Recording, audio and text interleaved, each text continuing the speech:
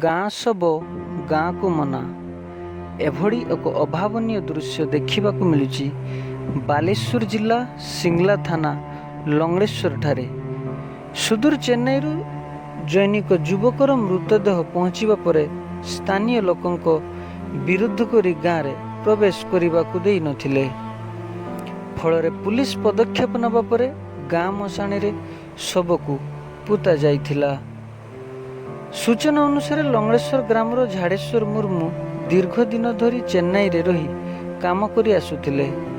ଗତ ଶୁକ୍ରବାର ଦିନ ହଠାତ୍ ଝାଡ଼େଶ୍ୱର ମୃତ୍ୟୁର ଖବର ଫୋନ୍ରେ ପାଇ ପରିବାର ବର୍ଗ ବ୍ୟସ୍ତ ହୋଇପଡ଼ିଥିଲେ।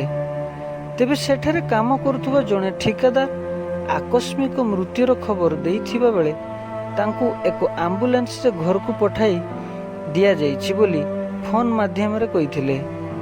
ତେବେ ଗତକାଲି ରାତିରେ ଶବ ଗାଁରେ ପହଞ୍ଚିବା ପରେ ଗ୍ରାମବାସୀଙ୍କ ମଧ୍ୟରେ ଭୟର ବାତାବରଣ ସୃଷ୍ଟି ହୋଇଥିଲା। ଫଳରେ ଶବକୁ ଛୁଇଁ ନଥିଲେ କିମ୍ବା ପରିବାରକୁ ଛୁଇଁବାକୁ ଦେଇନଥିଲେ। ସ୍ଥାନୀୟ ଅଞ୍ଚଳବାସୀ ପ୍ରଶାସନକୁ ଉକ୍ତ ଘଟଣା ବିଷୟରେ ଅବଗତ କରାଇଥିଲେ। ତୁରନ୍ତ ଏହାର ପ୍ରତିକାର ସହ ଅଞ୍ଚଳ ସାନିଟାଇଜ୍ କରିବାକୁ ଦାବି କରି ରାସ୍ତା ଅବରୋଧ କରିଥିଲେ।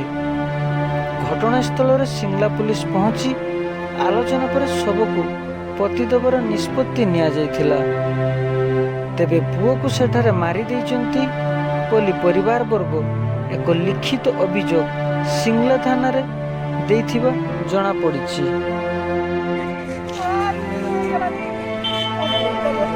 गुटे वर्ष है से एका रोता ना के रोता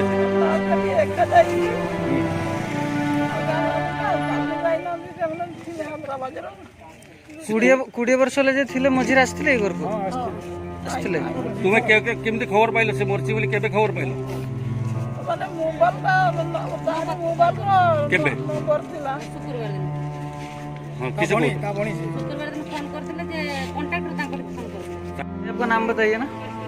राजेश कुमार। कहाँ के रहने वाले आप? झारखंड। ये जो लाए हैं आप डेड बॉडी ये कहाँ से आए हैं? Tamil Nadu Chennai KMC hospital. कैसे हुआ ये डेथ?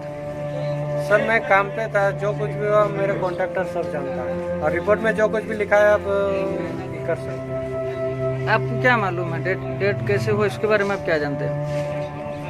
जिस तरह मेरा कॉन्ट्रैक्टर बोला कि उसको थोड़ा वही अचानक से अटैक टाइप का हो गया, बस उसके बाद हॉस्पिटल ले गया। हॉस्पिटल में प्राइवेट हॉस्पिटल में पहले ले गया, उधर से बोला यहाँ इलाज नहीं होगा, डिस्चार्ज करके गवर्नमेंट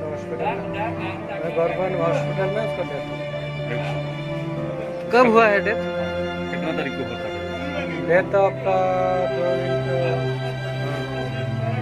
कल मेरे को बोला कि उसको पहुंचा के आओ, मैं दोस्ती के नाते इधर पहुंचाने लगा। आपको मालूम है कि कोरोना चल रहा है? हाँ तो कोरोना नेगेटिव बताया ना इधर।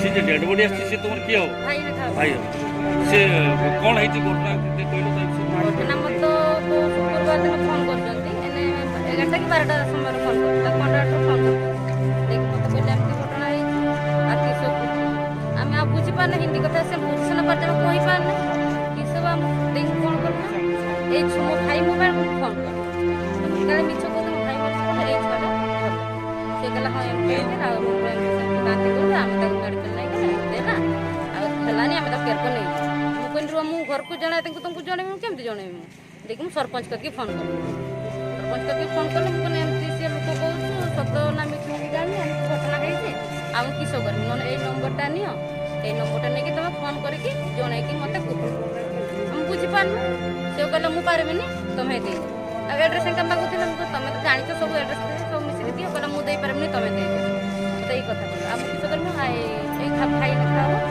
फोन ताई से नी नंबर ला डबल से फोन कला जे सब फोन डबल फोन पचला छुआटा कन्फर्म ना कोई न हो कन्फर्म कला तो कहा नंबर ना कालिया भाई नंबर अछि कोई न हो कला दियो ना ताकत को लगे कि ई मामू को भेटा तुम्हें कौन संदेह करछो? सोची नहीं तो मर्डर करछले तांके जे रोग थिला कि रोग ना किछि रोग ना कोरोना है तो जाको तो रिपोर्ट देई थेबे ना सेमते तो किछि देई ना हां जानिबा केम से कंपनी ऊपर किसी पैसा पत्र बाकी अच्छी कि तांकर ना किछि नाही जाने आगु किसी तांको सहित कंपनी सहित या किसी झगड़ा फोड़ा होइतला कि ना किसी खबर पाइतला ना किछि ना ब्यूरो रिपोर्ट जे न्यूज।